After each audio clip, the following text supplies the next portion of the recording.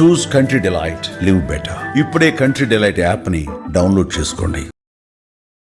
మొన్న కరెక్ట్గా నా ప్రోగ్రాంకు ముందు రోజున టాపిక్ డైవర్ట్ చేసేందుకు ఉపయోగపడుతుందనే ఉద్దేశం కూడా ఒక కారణం. రెండో కారణం,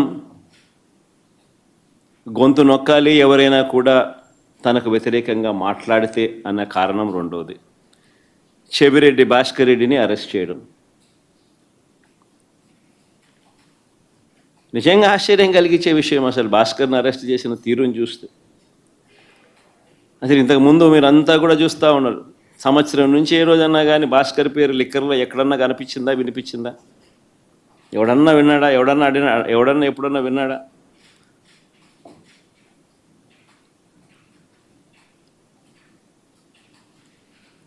భాస్కర్ని ఇరికిచ్చేందుకోసం తప్పుడు సాక్ష్యాలను క్రియేట్ చేస్తూ ఉన్నారు.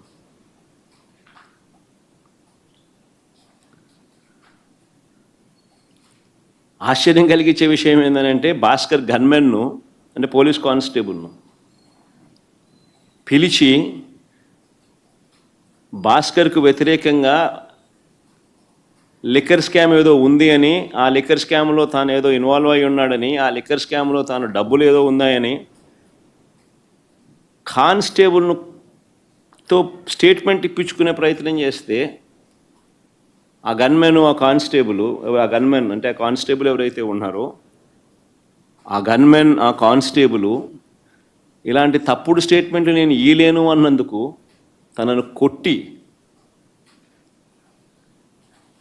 చిత్రహింసలకు లోను చేస్తే ఆ దెబ్బలు తిన్న కానిస్టేబుల్, సిట్టింగ్ కానిస్టేబుల్, డ్యూటీలో ఉన్న సిట్టింగ్ కానిస్టేబుల్, దెబ్బతిన్న కానిస్టేబుల్ ఏకంగా వీడియో తీసి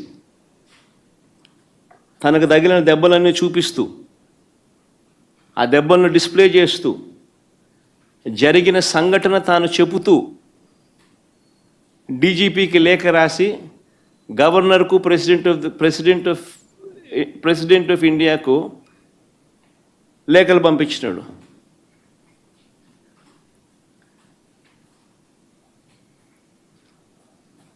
కోర్టులో కేసు వేసినాడు. నిన్న ఆ కేసు హియరింగ్ కూడా వచ్చింది.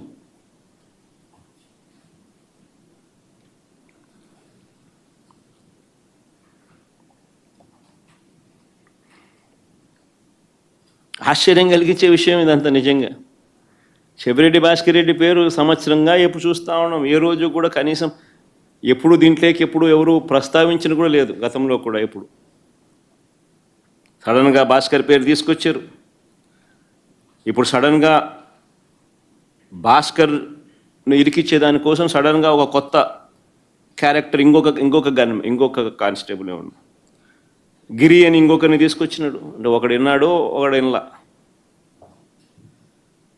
గిరి అని ఇంకొక కానిస్టేబుల్ తీసుకొచ్చాడు.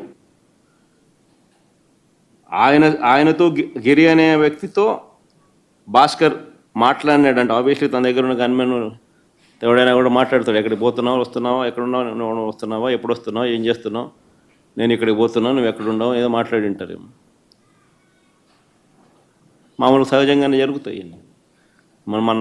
మన మాదిరి, అట్లీస్ట్ నా మాదిరి ఇంతమంది గన్మెన్ ఉండరు కాబట్టి, ఉండేది ఒకరికో ఇద్దరు కూడా ఉంటాడు కాబట్టి, వీళ్ళు ఎక్కడికైనా పోయేటప్పుడు, వీఐపీ పోయేటప్పుడు నువ్వు ఏడుండవు స్వామి, నువ్వు వస్తున్నావా, వస్తే ఇద్దరం కలిసిపోదామని చెప్పి మామూలుగా ఎవడైనా మాట్లాడుకుంటారు.